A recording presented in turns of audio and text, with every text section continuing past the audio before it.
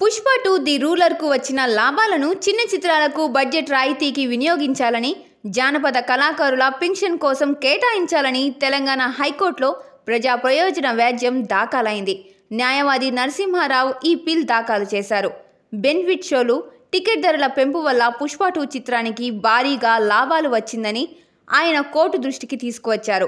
హోంశాఖ ప్రత్యేక ఉత్తర్వులిచ్చి మరీ బెనిఫిట్ షో, టికెట్ ధరల పెంపునకు అనుమతి ఇవ్వడానికి గల కారణాలేంటో చెప్పలేదని న్యాయస్థానానికి వివరించారు.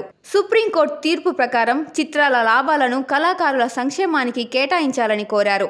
ఇప్పటికే బెనిఫిట్ షోలు, టికెట్ల వసూలు ముగిసింది కదా అని సీజే ప్రశ్నించగా, వాటి వల్ల వచ్చిన లాభం గురించే పిటిషన్ దాఖలు చేశామని న్యాయవాది వివరించారు.